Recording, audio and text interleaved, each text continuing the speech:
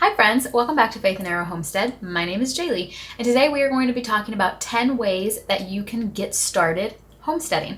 In my last video, I talked about knowing your why of homesteading. What's motivating you to get into this lifestyle? I think knowing your why can help you see the best place to start, and it can also make your pursuit of it a lot more sustainable. This is actually my second time filming this video because the first time it was 40 minutes long and I just said way too many words.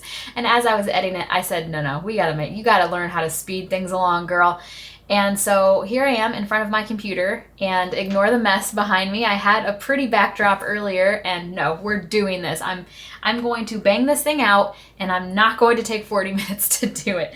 So I do recommend, if you have not watched my last video on the knowing the why, I would watch that first and do a little self-reflection and see if you can come up with an answer for yourself. Because I think knowing that before I get into these different kind of avenues into homesteading, it might make a light bulb go off for you and say, oh, I think that's the one, or maybe that's the one.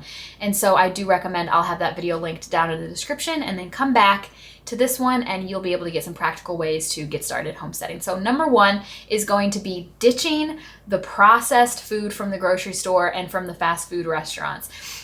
In the Know Your Why video, I started with health. It is one of the most common motivators for pursuing the homesteading lifestyle. And so the best thing that you can do for yourself is to stop eating all of the nasty junk in the grocery store and the restaurants. They are laden with seed oils, food dyes, pesticides and herbicides, a lot of sugar and other forms of sugar and sweeteners, and just all sorts of nasty stuff, dough conditioners and different chemicals that are not good for you. And I've got plenty of videos diving into all of these things very specifically, but just know it's terrible for you. And if you have been going down that rabbit hole for your own health, you're starting to figure that out. So the very first thing you can do is to start cutting those things out of your diet. Perhaps start with the things that don't even really need to be replaced. You just don't need them in the first place, like soda, for example. You don't need to replace soda with anything else, just water, milk maybe. And so there is nothing that you're needing to make in place of it. You just don't need to consume it anymore. That's a great place to start. Number two is to start learning how to cook from scratch. So, okay, you've cut out the soda and the unnecessary snacks. Now you're wanting to start tackling the things that actually need a replacement. Like if you're not going to buy the Stouffer's lasagna from the freezer section, it's time to actually learn how to make lasagna. This is a journey. I think it's a wonderful place to start to get into homesteading if health is your motivator, but it just have some grace with yourself and remember to celebrate the small wins. Learning how to cook from scratch can take a really long time, and it's not always going to be successful. You're going to have fails, you're going to have things that turn out inedible, and it's okay. It's all part of the process. Have patience with yourself. But there are a plethora of resources out there for you to get started. On my channel, on many other channels, on blogs, TV shows, there's so many cookbooks out there. Gosh, there's so many resources. I'll see if I can link some down in the description for you. Learning how to cook a whole chicken, learning how to make broth, learning how to make bread, learning how to make simple, easy, from scratch meals, learning how to swap out dirty ingredients for cleaner ones, different places that you can shop to find these things. These resources are out there, trust me. And once you start kind of delving down this rabbit hole, you will find them. Number three is going to be growing your own food. I understand that this is not feasible for everybody. It's not fully even feasible for me. I know there are people who are out here growing all of their food, a whole year's worth of different fruits and vegetables and whatnot on their own property. That's amazing. And of course, isn't that the dream? But it's just not feasible for me in my little quarter-acre suburban lot. And I know it's not feasible for those in apartments or townhouses or rental properties or people who are living with family members, etc. However, there are, and I'm just going to run through this really quick, there are so many other solutions. There are green stalks. If you are in an apartment with a balcony, get a couple of green stalks. I'll put a picture of what they are here. You can grow so much food in a green stalk planter. Lettuces and different fruits, different veggies. It's an excellent solution. A hydroponic solution may be great if you don't have, if your house is very dark, you don't have a lot of sunshine, you don't have any yard, but you're wanting to produce at least your green greens, this could be an excellent solution. I follow a lot of people on Instagram who are really into the hydroponic thing. Microgreens are another great option. All you need is a little bit of room, like a closet even, and a grow light, a couple of trays, and you can have microgreens all year long. Even in the winter time, you can be growing fresh, healthy greens that you can be putting in salads, on sandwiches, on your eggs in the morning, and it's nutritious and so very easy. Now, of course, if you have even just a small backyard, there's so very much that you could do, and I really recommend trying gardening out. I know that it may seem a little scary. I know it was for me too, and the first couple of years that I tried, I was not terribly successful. But these days, having the internet, having people like Jess from Roots and Refuge Farm, I mean, there is so much information out there on how to get started, and you don't have to get crazy. You don't need to get all the seed starting stuff. You can go to Home Depot and buy the tomato starts and buy the cucumber starts for your first year, so that you're not in with a lot of investment and you're just trying it out. Make sure you do some herbs. They're very easy and very prolific, and just get started, do something. And I think when you're starting out homesteading in any of these avenues that we're going to talk about today, building that confidence, getting those small wins under your belt are what keep you going. And so I recommend at least look into it. Watch some other people talk about it on YouTube and see if it doesn't stoke that passion and that fire in you. You do not have to garden to be a homesteader. You don't have to garden at all to be a homesteader. However, like I said, read about it, watch, see if that passion is in there for you, if that gets unlocked for you, and see if maybe that's not something that you want to pursue. Number 4 is going to be sourcing your food locally. Now, this is what I meant when I said you do not have to garden to be a homesteader. You don't, but you do still need to be able to access these products, because we're cooking from scratch now and we're not purchasing things from the grocery store as often. So where are we going to get our food if we're not producing it ourselves? Sourcing it locally is an excellent way to stay within the spirit of homesteading and to source those things locally and to support the people who are doing it if you yourself cannot. So I recommend the farmers market, and I recommend finding the farms around you who are growing the things that you're looking for. I myself cannot produce everything that I want to produce, and that's fully wanting to. I want to produce my own meat. I want to produce my own milk. I want to produce my own fruit. I want to produce my own vegetables. The desire is there for me, where for some people it may not be. However, I just don't have the room or the land or the resources to be able to do that. And so I'm looking for the people who are doing what I want to be doing but can't. So I have a farm that I source my raw milk from, and I use that milk in the kitchen to make butter and cheese and other things. I have a farm that I'm going to get my chicken from. I have a farm that I'm going to get my beef and my pork from. I have a farmer's market that I go to in the summertime to source the things that I am not going to grow or can't grow myself. And there are farms around me, you pick, where I can go to get things like strawberries once in the springtime or pears once in the fall time. And these are places that I can source what I myself am not growing. So get out there, go to your farmer's market. If you're looking for something specific, go to Google, type in, let's say strawberries, for example. If you're looking for strawberries, go to Google, type in strawberries, and then your town and state. And if there are any farms near you who are offering those, you bet it's going to come up in your search. You can do this exact same thing on Facebook. And that can be how you come across these farms who are producing these things that you're interested in. Number 5 is going to be preserving food. So we're cooking from scratch. We've cut a lot of the junk out. We're either gardening or we're sourcing food from local farms or both. And so now we're at the point where we need to start learning what to do with this outside of just cooking from scratch and eating from scratch. And so I think preserving is really the thing that gets you feeling like a homesteader, like, wow, okay, I'm really doing this. There are so many different ways that you can preserve: water bath canning, pressure canning, dehydrating, freeze drying, meal prepping and freezing, vacuum sealing, so many different things that you can do to preserve food. I think the key here, at least for me, living in Western New York, I'm trying to preserve food to eat throughout the winter time. I want access still to fresh fruits and vegetables and whatnot that I don't want to have to buy from the grocery store, flown or driven in from Mexico or Guatemala or wherever. So when you are preserving these yourself, you have access to these things that you grew or sourced locally that you can have anytime you want. The other reason that preserving comes in handy, at least in my life, is convenience.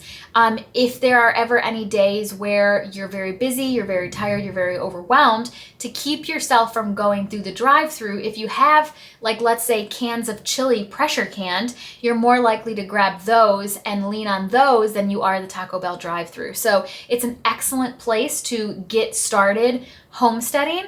Let's say that you kind of already are good with the others that I've mentioned so far, but you really want to take it a step further. Like I said, preserving is a great way to do that, and it really helps you feel like, wow, I'm doing this, I'm homesteading. Next, I want to move away from the food itself and talk about toxins in the kitchen. So another great and very easy way to start getting into the homesteading vibe is to ditch all of the toxic kitchen stuff. So a great example of this are nonstick pans and pots. They're horrible for you, you guys. I mean, they're very, very toxic. And that coating is it's breaking off in the pan, it's getting in your food, and you are eating it, and it's horrible for you.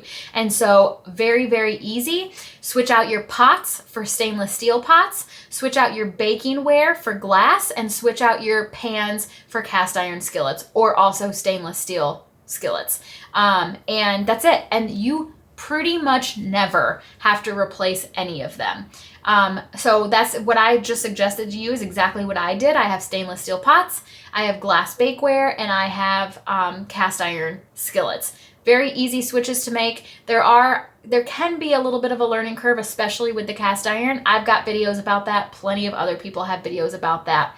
Homesteading is definitely a lot of learning skills, and this is no different. So you would have to learn how to use those, kind of a little bit of a learning curve, get used to it, but it's a great way to get those toxins out of your kitchen and really feel like a homesteader. Number 7, we're going to move on to finances. I mentioned finances in my Knowing Your Why video, and I'm sticking to it. I think it's very important. A lot of homesteading is a spirit or a perspective. And I think a lot of people who are homesteading have this spirit of freedom and the spirit of self-sustainability. And if your finances are not in line with that, it can really hold you back.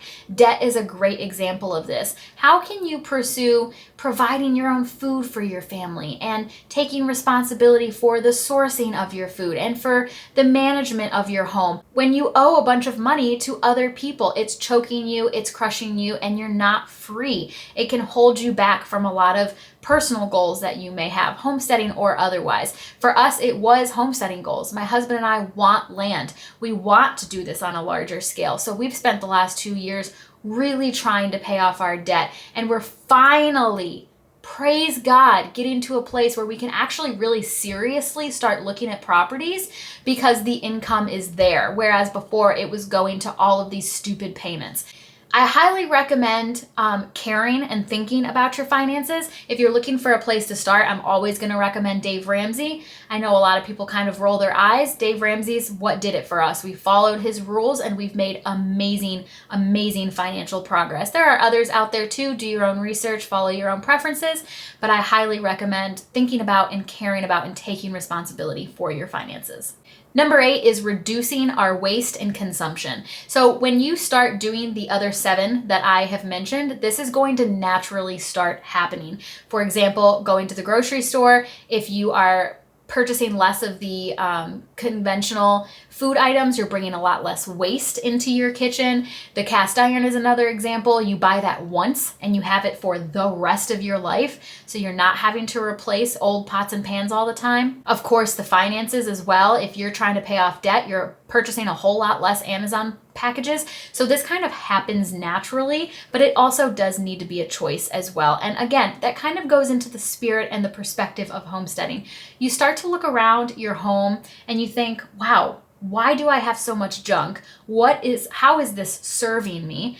And it just helps you say, wow, what do I really actually need? What is serving a purpose in my life? And you can kind of start to binge, sell on Facebook Marketplace, donate whatever you can't sell, and clean up your space. It's going to be so good for your mental health, and it's also going to feed into that spirit of homesteading. Number 9 is just an array of different skills that kind of fall under 7 and 8, the finances and the reducing your waste and consumption. Sewing and mending your own clothes, doing haircuts at home, making your own cleaning and hygiene products, fixing furniture instead of just replacing it.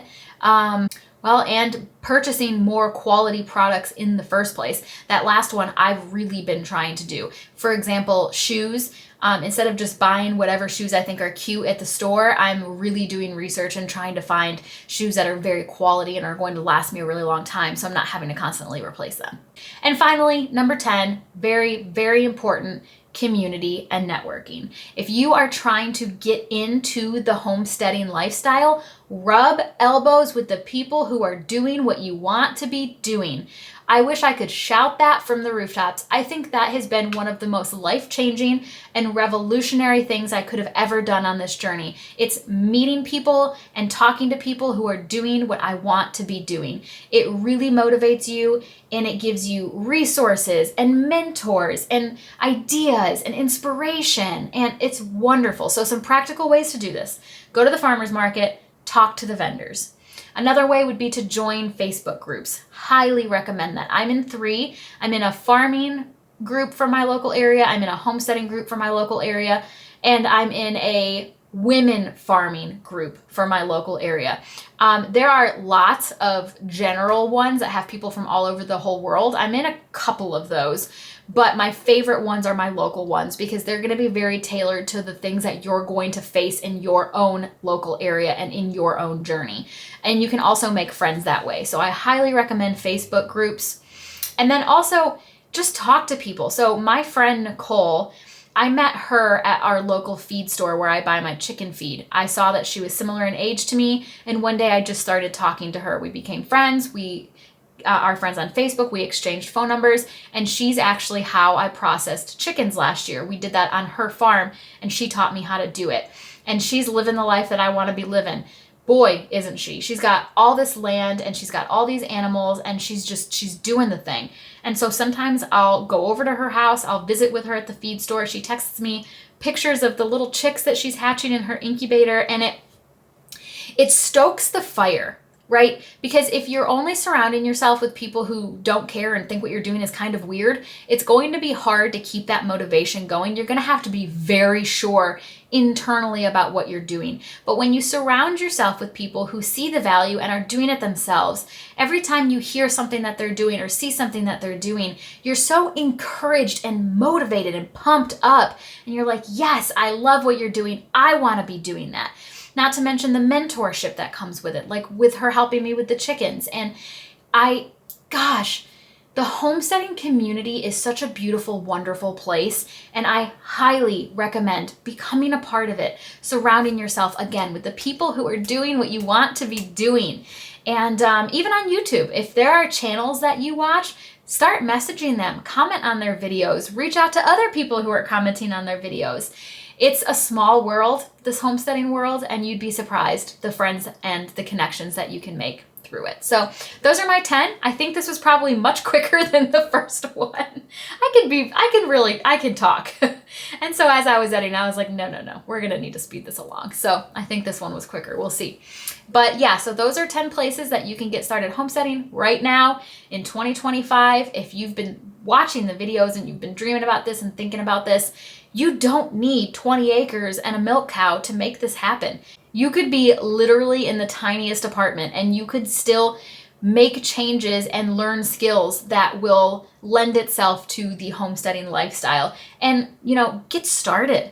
If you're dreaming and you're in the apartment, but someday you want the big backyard where you can have the apple tree in the garden, keep working towards that, doing some of these other things that I've mentioned, like the finances, for example. But then also develop those skills now. You've got all of this time.